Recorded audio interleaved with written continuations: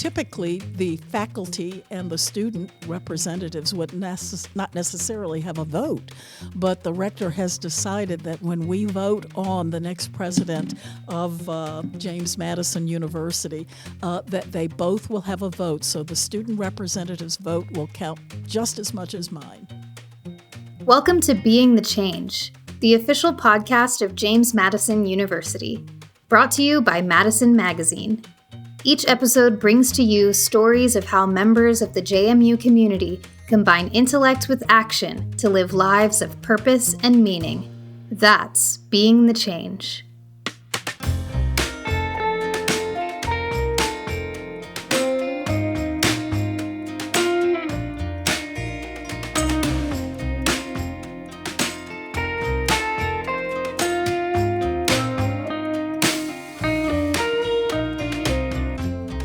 What's up, JMU? Andy Perrine here. This is a very informative edition of Being the Change podcast.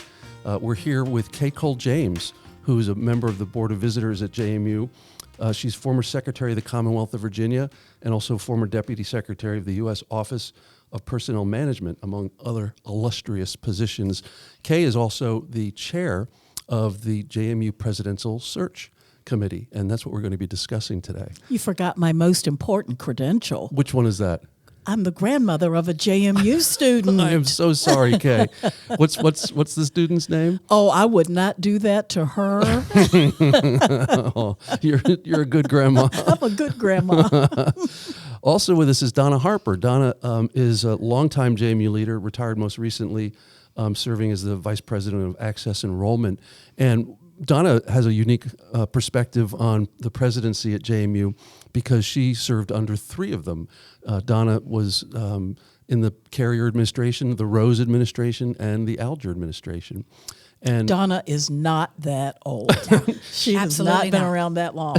She started when she was 6 at JMU. She's retired, but she's come back to do this as a volunteer. So we're really happy to have both of you on the podcast. Thank you for being here. Thank you for having us. All right, well, a quick recap so that our audience knows where we are in the process, and then we're going to talk about how it's being conducted, what are some of the goals, and Kay especially.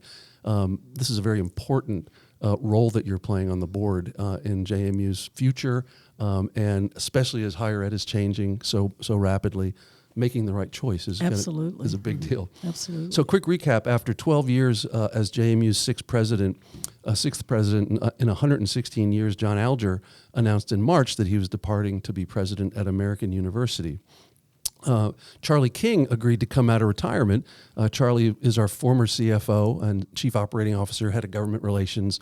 And Charlie came out of retirement July 1st to take a one-year term as president to allow the board to focus fully on hiring somebody. And you may have heard in a previous Being the Change podcast, Charlie's main motivation was he could hit the ground running because he knows the situation, he knows everybody in Richmond, he knows the university, and he can allow the board to focus on the incredibly important work of hiring JMU's next president. Having been involved in many of these processes in the past, I can tell you that having Charlie's willingness to come in and with his expertise and how beloved he is on this campus, with his knowledge, it just is making my job so much easier. And I would concur that having him sit in the seat while we go through this process makes it so much easier for us as a board. Well, he's an App State grad, but I think he bleeds purple. He loves this place. So Absolutely. We're in good hands.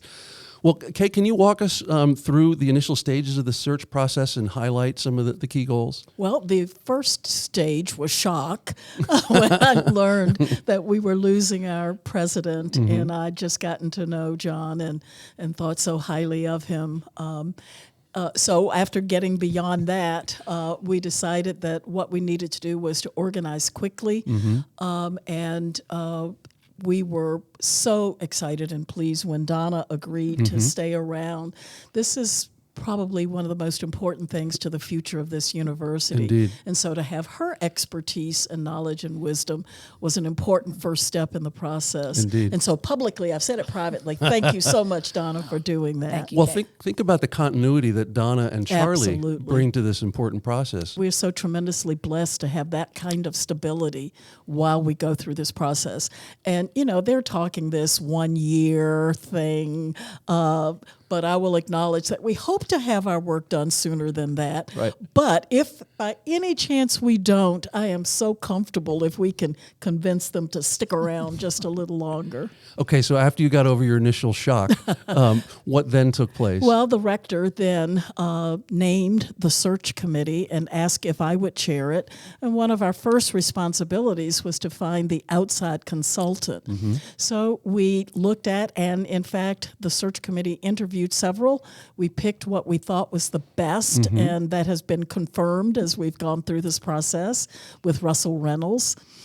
So we got through that process. The next thing up was putting a process in place so that we could develop a prospectus that we could use in our search.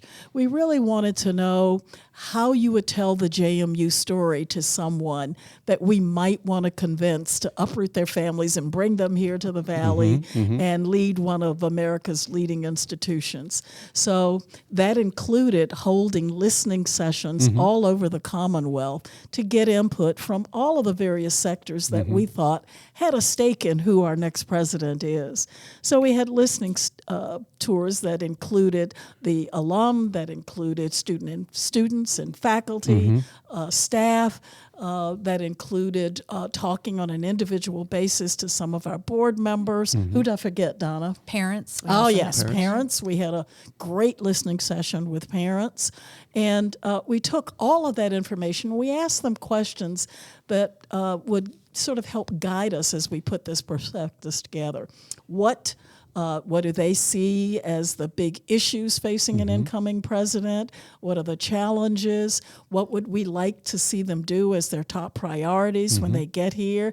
Ask them how they would tell the JMU story so that we could have our elevator speech down. And all of that has been put together in a document which is now available online for anyone to see. And that's the tool that we are now using. Our next step in the process, after developing that prospectus and understanding and getting a better handle on exactly what are the characteristics and who we're looking for, is to now open up the process, invite people to either nominate or self-nominate to the process. Names have been coming in at this point. And the committee, working with our consultants, are actually going to come up with a rubric that we will use that will help sort of guide our decision-making process and help bring some order to it so that as we sit down with a stack of resumes in front of us, we're sort of using the same guideline to look at each and every one of them. And then after that, we will begin to schedule some online or interviews where we can actually do them by way of Zoom or some other platform. After going through that process, we will do some in-person interviews, and we hope to get the numbers down to, and we haven't set a hard number, whether it's going to be 3 or 4 or perhaps 5, hopefully no more than that, that the search committee will actually recommend to the full board. And so I always like to tell people the search committee will not be making the final decision. That will be the board. So we will bring that to the board, and we will have full conversations and discussions, and hopefully out of that process will come the next president of James Madison. Well, and for our listeners who might want to get a look at that document, just simply search for JMU Presidential Search Prospectus, and you'll find it. And it's a really feel-good document. I think alumni out there would be very proud of their university once they read it.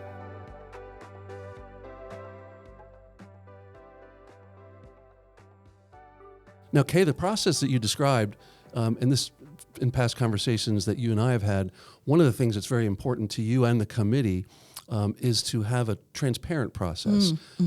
How important was the listening tour and all of these conversations to that transparency? It was absolutely critical. We could not do what we've done thus far without input from all of those various stakeholders. When we met and sat and talked to faculty, we learned data points, we learned information that helped inform our decisions. When we talked to students, they had a different perspective, but an important perspective. After all, as far as I'm concerned, students are who we're all here to serve. Amen. And so their voices really did matter in this process.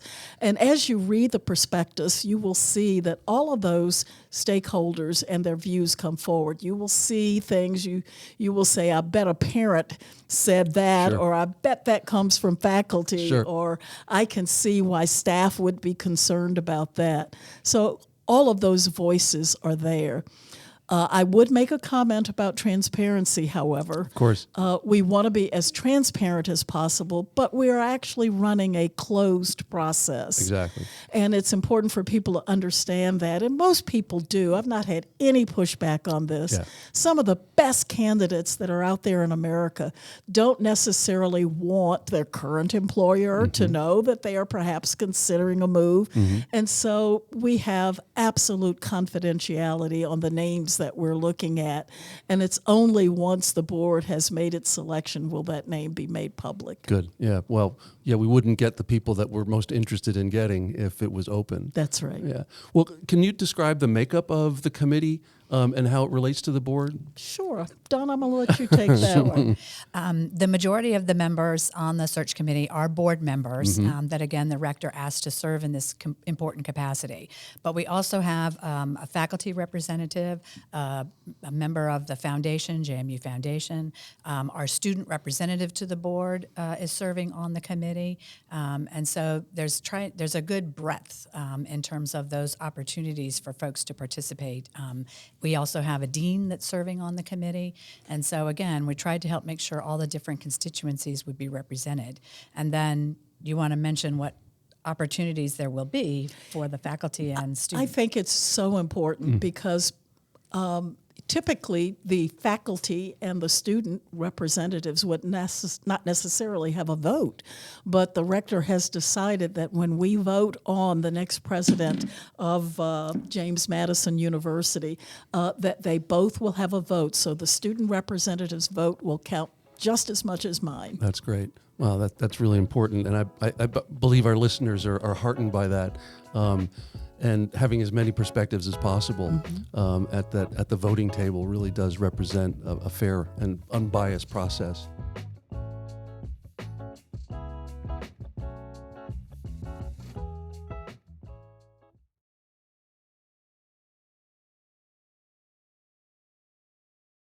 Kay, you and I, while we were working on the prospectus, and Donna, we were working together quite closely, you expressed an interesting perspective that I really loved hearing, and that you're relatively new to the JMU community after your appointment to the board. And Donna and I, we were students here. We drank the Kool-Aid, and in fact, I mix it in my role. But you said some really compelling things to me while we were building the prospectus about how important it was to you that we project in the prospectus how unique the JMU community is in its spirit, in its ethos, in how we treat each other, in the way we interact with knowledge and action.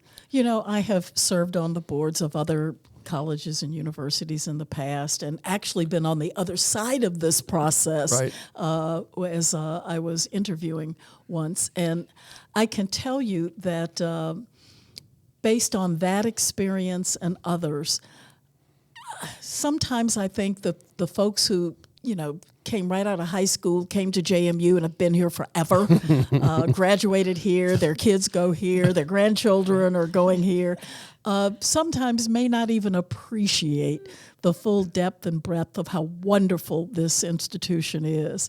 And I feel a very heavy burden to make sure that James Madison University and all of us who now bleed purple actually go out and do a search that is thorough and good, because this university deserves it.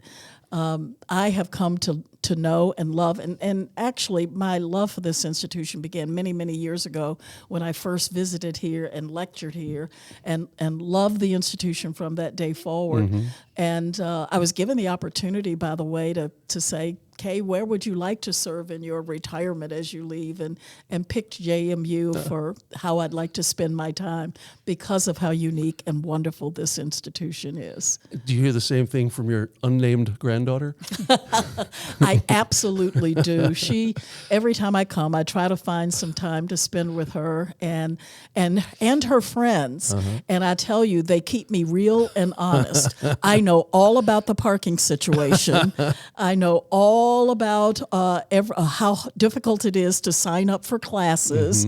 They feel like they've got a board member they can gripe, and I will pay for it. So there's the dinner that I pay for, where I spend a good hour and a half hearing from the student's perspective what's going on. But it is always good, even with complaints about parking and how difficult it is to sign up for classes. Not one of them would want to be anywhere else.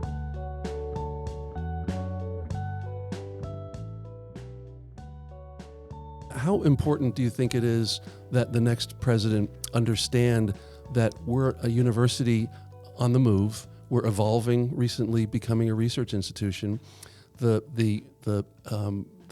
landscape of higher ed is changing so rapidly? How important is it for the next president to understand what we want to preserve in the ethos that you just described, Kay? That was actually one of the questions that we asked on the listening tours, is what are those points of pride that all the different constituencies wanted us to maintain. And it was very clear, again, that they wanted somebody who would come in, appreciate the student culture, the student experience as being a priority for what we've always done here at JMU, but also to acknowledge the changes that we're going through and create those opportunities for staff and faculty to become involved in that R2 phenomenon and to figure out what's that roadmap. How will we get there and how will we stay there that involves everybody, and again, creates those opportunities for our students in terms of that research opportunity. So that was a key component. The other thing we heard from folks was the open doors and that purple pride, the spirit that we have here. Just about every constituency that we talked to said, we want to make sure somebody's going to come in here and be ready to bleed purple. How can our listeners potentially follow along and get involved? We've got a presidential search website. If you search JMU presidential search, you'll see the website. What are some of the ways that folks can participate and understand how this is moving forward? Well, one of the most important things, and particularly at this stage, is they can nominate someone. If they know of someone who is out there, we can't be everywhere and know everything, but our alums certainly are everywhere and know quite a bit. So they can actually go to the website and nominate someone and say, I think you ought to take a look at this person. That is extremely helpful at this point. If they have suggestions or ideas about how we're operating or functioning, I certainly am open to hearing that and looking at ways to be more inclusive and make sure that as we go through this process, that every voice has an opportunity to be heard. Now, go ahead, Donna. Just folks, if they look all the way through the prospectus, all the way till the very end, that last page is the information for Russell Weaver, always in my mind, Russell Reynolds search firm, with the contact information there that they can send any nomination. Well, the reason why Donna said Russell Weaver is because that's the name of our society for retired board members. Funny. All right, so we're coming down to the wire when applications are due. What's the date, and then what happens after that? I'm not sure we have a hard date. Okay. We are doing a recommendation. We're doing a rolling kind of thing. As people are coming in, we're putting them through the process. At some point, we will call a halt to that and have to stop and take a look at what we have in front of us. So I anticipate that being around mid-December, but we don't have a hard date. because we want to get who we really That's want. right. Right. I think Russell Reynolds has asked somewhere here in mid-November so that, again, they can start some of the process of what they need to do in terms of looking at some of the candidates and evaluating their readiness for this position. But if a real ringer comes across the transom, We're going to take a look Exactly. at it. Absolutely. right. Well, it's been such a pleasure to have you both on Being the Change, Kay and Donna. We wish you all the best in this endeavor. It's so important to all of us. Any closing thoughts, Kay? Well, thank you. We're looking for the person that's going to be the change. My goodness, I couldn't have. Please, listeners, know that I did not ask Kay to say that. Kay gets us. Kay gets us. She does. Yes. Honorary member. Well, listeners to the podcast, you can get in touch with us by sending an email to beingthechange@jmu.edu. And until next time, go Dukes. Go Dukes. Go Dukes. Thanks for listening. Tune in next time to hear another story of how members of the James Madison University community are being the change. Dive deeper and consume countless other stories at jmu.edu/Madison Magazine. Go Dukes! The Being the Change podcast was conceived by Jim Heffernan, editor of Madison Magazine, and me, Andy Perrine, head of JMU Marketing. Thanks to Jenna Polk and the team at Rose Library Studios, where the show is recorded by Steve Adderton, the guy who also captures those amazing campus drone shots you see on Instagram. Original music and episode production by Neil Perrine. All of us involved in creating Being the Change are JMU alumni, and we bleed purple. Don't forget to like, share, and subscribe.